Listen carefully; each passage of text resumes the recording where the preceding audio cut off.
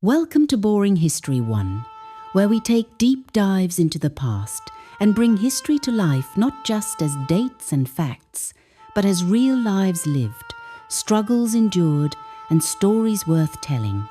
Today, we're exploring the untold lives of medieval women, from peasants to queens, from kitchen duties to battlefield bravery. This is going to be a 10-hour journey through the Middle Ages, a time when women had little power but immense strength. We'll look at their daily lives, their roles in society, the myths about them, and the truth behind those myths. So grab a cup of tea, settle in, and let's begin. Now, before we dive into the lives of women, let's quickly cover what exactly we mean by the Middle Ages. This was the period roughly between the 5th century and the late 15th century, so around the years 500 AD to 1000, 500 AD. It came after the fall of the Roman Empire and before the Renaissance. Europe during this time wasn't one country. It was hundreds of small kingdoms, fiefdoms, and territories ruled by kings, lords, and the church. Life was tough, especially if you were poor or female. And yes, while knights and castles dominate our imagination, most people lived simple, hard lives, especially women. Most medieval societies followed a system called feudalism, a kind of social ladder where everyone had a place. At the top were kings and queens, then nobles and knights, then clergy, merchants, and finally peasants who made up about 90% of the population. And in every layer of this hierarchy, women had fewer rights than men. They couldn't own land unless they were widowed. They couldn't vote, no one could, and once married, they were considered the legal property of their husbands. But don't worry, we're not here to depress you. We're here to understand, because despite all these limits, medieval women found ways to survive, thrive, and even lead. Now, let's bust some myths. One of the biggest misunderstandings about medieval women is that they were all helpless victims locked away in towers, doing nothing but waiting for rescue. In reality, women worked hard, really hard. They cooked, cleaned, spun wool, raised kids, farmed, brewed beer, ran markets, and sometimes even fought in wars. Of course, life wasn't easy. But many women were resilient, resourceful, and deeply important to the functioning of medieval society, even if history didn't always record their names.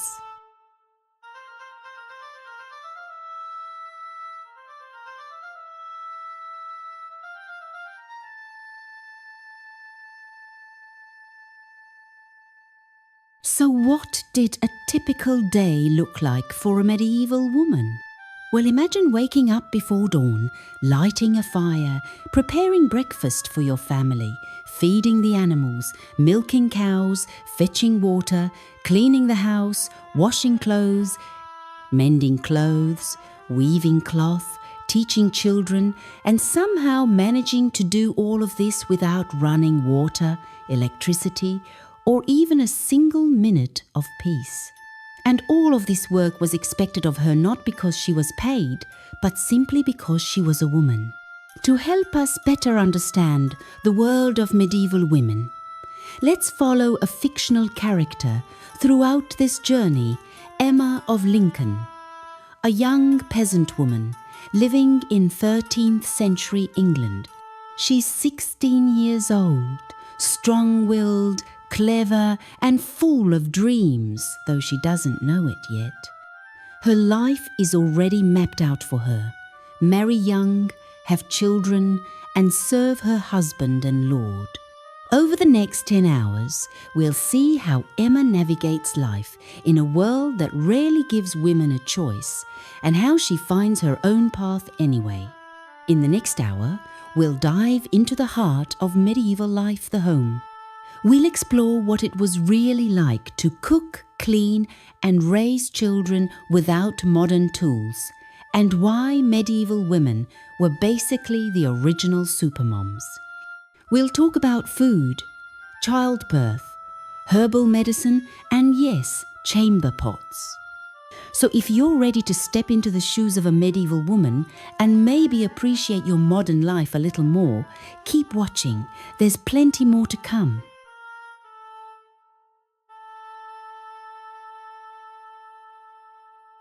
Let's start with food, because yes, medieval people had to eat too. But unlike us, they didn't have grocery stores, microwaves, or even a fridge to keep things fresh. A typical breakfast for a peasant family might include bread, porridge, and maybe some cheese or leftovers from the night before. And guess who made it all? Yep, the women. Cooking wasn't easy. There were no stoves or ovens, just an open fire in the middle of the house or a simple clay oven. Women had to grind grain into flour by hand, mix it with water, and bake it on a stone or in a clay pot. And forget about seasoning, spices were expensive and mostly reserved for the wealthy, so most meals were bland at best and sometimes just survival food. By the way, if you think cleaning a modern kitchen is messy, try cooking over an open fire with soot falling from the ceiling, animals running around, and no sink to wash your hands. Now, after breakfast, it was time to clean, and medieval women had their work cut out for them. There were no sinks, no soap, and definitely no vacuum cleaners. Instead, they used a bucket of water, a rag, and a broom made of twigs to clean their homes. And remember, there were no toilets either. Everyone used chamber pots. And guess who had to empty them? Yep, the women. They also had to sweep the floors, which were usually dirt or stone, wash clothes by hand in a nearby stream, and scrub away stains using sand or lye, a chemical that could burn the skin if not handled carefully. It's safe to say medieval women had the toughest cleaning job in history. After cooking and cleaning, it was time for the real work, making clothes. Most medieval women spent hours each day spinning wool or flax into thread. They used a spindle and distaff to twist the fibres into usable thread, which they then wove into cloth on a loom. This wasn't just a hobby, it was essential. Every piece of clothing in the house, from tunics to socks, was made by hand, and with large families to clothe, it was a never-ending task. And if they ran out of wool, they had to shear the sheep themselves. Talk about multitasking. Now, imagine doing all of this while also raising children, because yes, medieval women were also full-time moms. Most women gave birth to between 6 and 8 children, though many didn't survive infancy. Infant mortality rates were high, and medical care was limited. Women were expected to breastfeed, change diapers, which were usually just cloth rags, and teach their children how to read and write if they themselves knew how. And if that wasn't enough, they also had to protect their children from dangers like disease, wild animals, and even raiding parties.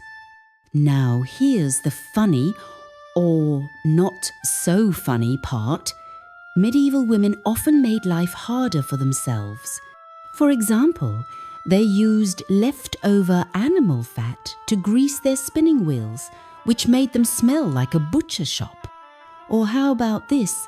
When they ran out of wood for the fire, they sometimes burned old furniture instead. And let's not forget the fashion trends, tight corsets that made breathing difficult, long dresses that tripped them, and shoes that hurt their feet. Medieval women truly had a knack for making life harder than it already was. So that's just a glimpse into the daily grind of medieval women. But wait, it gets worse. In the next hour, we'll explore the joys of marriage and family life, 2 more reasons why life was brutal for medieval women. We'll talk about arranged marriages, child brides, and what happened if a husband died. Spoiler, it wasn't great. So if you're enjoying this journey through history, don't forget to like, subscribe, and hit that notification bell so you don't miss the next chapter.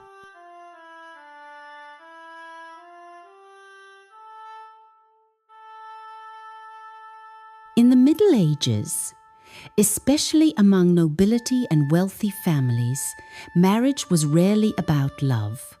It was about politics, land, alliances, and money. Parents would arrange marriages for their daughters sometimes when they were just children. These matches were decided by fathers, uncles, or lords, with no say from the bride herself. Once the deal was made, the wedding could happen quickly, sometimes within days or weeks. And guess what? The bride didn't even have to be present for the agreement to be legal. Yes, that's right, girls. As young as 12 or 13 could be promised to men twice their age, all for political gain. Now, here's where things get even more. Unsettling child brides were common in the Middle Ages. Most girls were married off between the ages of 12 and 15. Once married, they were expected to move in with their new husband, often a man they'd never met before, and start having children almost immediately. There were no laws protecting these girls from abuse or forced intimacy. Their bodies, their labor, and even their futures belonged to their husbands. And if a girl tried to resist, her family or the church could force her into the marriage anyway. Marriage was seen as a sacred duty, and women were expected to accept it without question. One of the harshest realities of medieval marriage was that once a woman said, "I do," she lost nearly all legal rights. She became her husband's legal property under a system called coverture, which meant she couldn't own land, sign contracts, or even control her own money unless her husband allowed it. If her husband beat her or treated her poorly, there was little she could do. Divorce didn't exist, only annulments, which were rare and usually granted only for the powerful elite.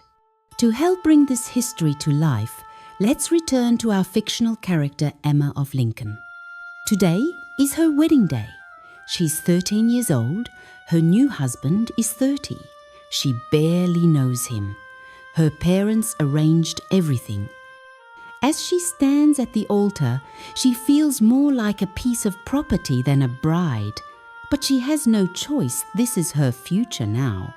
And so begins a new chapter in Emma's life, one filled with duty, hardship, and survival. While many medieval marriages were unhappy or oppressive, there were exceptions, though they were rare. Some couples did grow to love each other, others worked together to manage estates and raise children, and a few powerful noblewomen even used marriage to gain influence and authority. But for most women, especially peasant women, marriage meant hard work, submission, and little say in their own lives. So that's a glimpse into the world of medieval marriage, where love was optional, but duty was mandatory. In the next hour, we'll go deeper into one of the most dangerous parts of a woman's life, health, medicine, and superstition. We'll talk about childbirth risks, herbal remedies, and why medieval women were sometimes accused of witchcraft.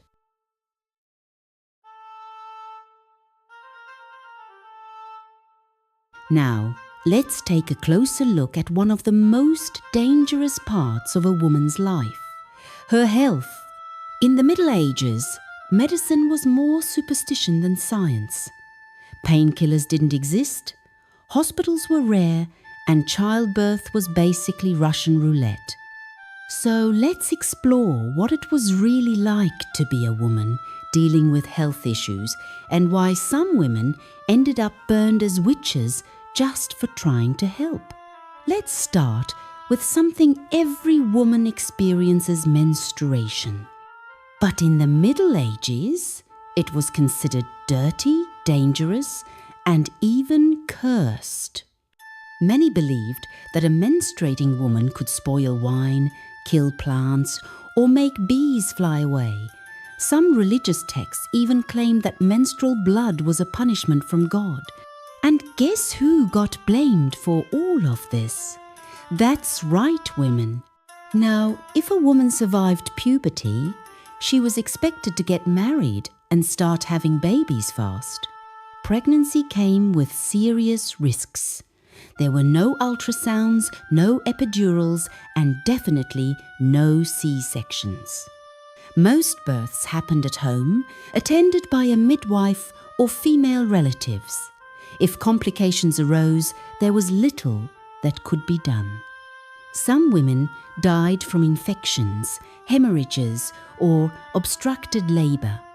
And if a baby was stuck, midwives sometimes used tools that caused more harm than good. And here's the kicker: if a woman died during childbirth, it was often seen as just part of being a woman. In the absence of modern medicine, many women turned to herbal remedies and some became skilled healers. They knew which plants could ease pain, stop bleeding, or help with childbirth. But because most doctors were men and illiterate, they viewed these women with suspicion. Instead of calling them doctors, they called them witches. And if a healer failed to cure someone, or worse, if someone powerful didn't like her, she could be accused of witchcraft and executed. This fear of women's knowledge led to some of the darkest chapters in history, the witch hunts. Women who knew too much about healing, who spoke out of turn, or who simply had enemies in the village, were easy targets. Accusations spread like wildfire. Neighbours would accuse each other over missing cows or bad harvests. And once accused, a woman had little chance of proving her innocence. Torture was used to extract confessions, and burning at the stake was common. It wasn't just old women either. Young mothers, widows, and even teenage girls were targeted. One real-life example is Agnes Waterhouse from 16th century England, one of the first women executed for witchcraft in England. She was accused of bewitching animals and causing illness. Her own daughter testified against her. She was hanged. Another example is Petronilla de Meath, an Irish servant who was tortured into confessing to witchcraft and then burned alive. These weren't evil witches. They were women caught in a world terrified of things it didn't understand. So that's a glimpse into the terrifying world of medieval women's health, where healing could get you killed and surviving childbirth was a miracle. In the next hour, we'll explore religion and spiritual life, how the church shaped women's roles, controlled their behaviour, and sometimes gave them a rare path to power. If you're enjoying this journey through history, don't forget to like, subscribe, and hit that notification bell so you don't miss the next chapter. Until next time, stay curious and maybe appreciate modern medicine a little more.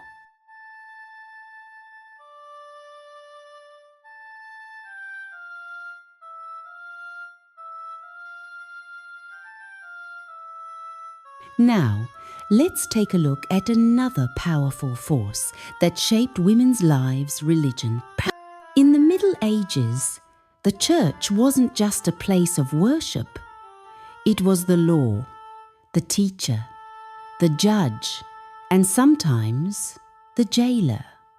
For women, religion could be both a refuge and a cage. So let's dive into how faith shaped the lives of medieval women from prayer to punishment. In medieval Europe, the church had incredible power, and it used that power to control nearly every aspect of life, especially for women. From birth, girls were taught that their bodies were sinful, their desires dangerous, and their purpose clear: marry, obey, and serve. Sermons warned that Eve's sin, eating the forbidden fruit, made all women weak-willed and prone to temptation. So women needed guidance from men, of course. One of the few paths available to women outside marriage was the convent. Becoming a nun meant taking vows of poverty, chastity, and obedience. But for many, it also meant freedom. Some women chose the convent to avoid an unwanted marriage. Others were sent there by families who couldn't afford dowries. But convent life wasn't always peaceful. While some nuns learned to read, write, and study theology, others were trapped in strict routines, waking before dawn, praying for hours, and working like servants. And if a nun broke the rules, punishment could be harsh, from public humiliation to beatings.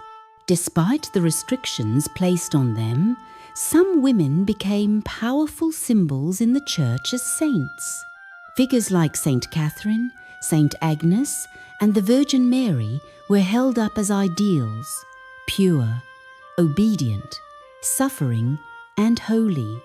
Women were encouraged to emulate these saints, often sacrificing their own happiness for spiritual perfection. But here's the irony. While real women were punished for knowledge or independence, these idealized female saints were praised as long as they stayed dead, silent, and saintly. The church didn't just influence beliefs, it controlled behavior. Women were expected to dress modestly, cover their hair, speak softly, and avoid attention. Makeup? Forbidden.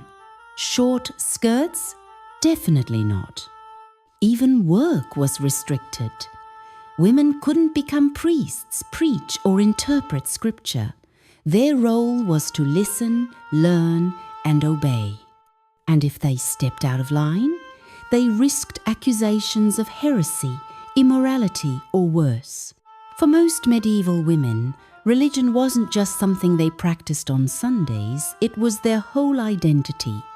They prayed multiple times a day, fasted during holy seasons, and attended confession regularly.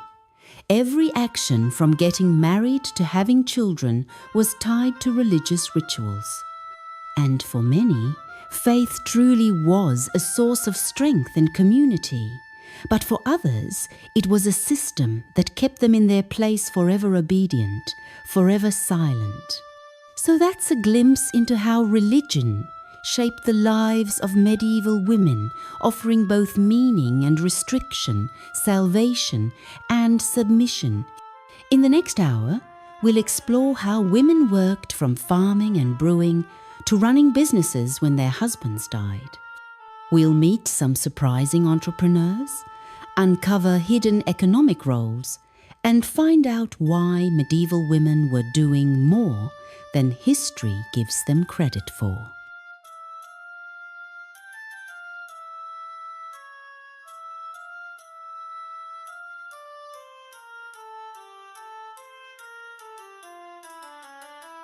Medieval women lived hard lives, there's no sugarcoating that.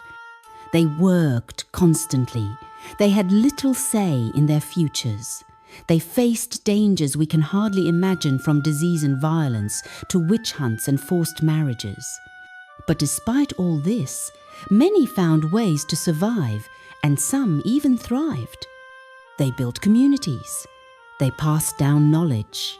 They raised children, ran households, and sometimes even ruled kingdoms. And most importantly, they laid the foundation for the freedoms many of us enjoy today. Now, you might be thinking that was the Middle Ages. Of course, life was harder back then. And yes, things have changed. Most of us don't have to grind flour by hand or worry about being burned as witches. But some things haven't changed as much as we'd like to think.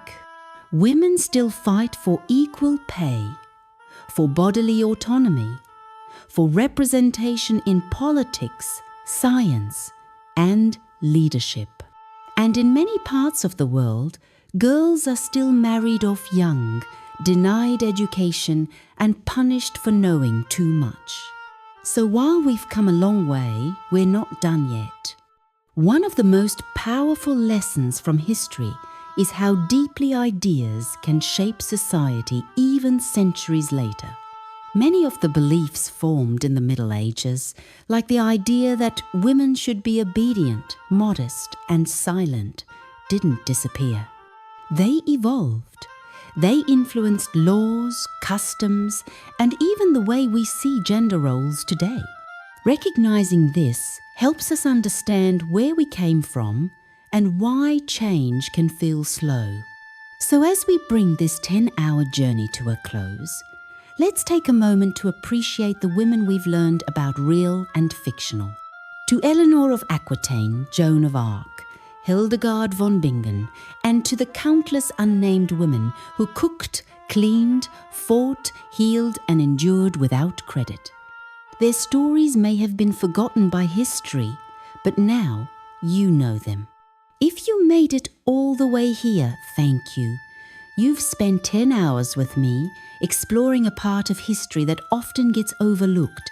If you enjoyed this journey, please hit that like button, subscribe, and share this video with someone who loves history, feminism, or storytelling. And if you want more content like this, drop a comment below. Maybe we'll do another 10-hour journey soon.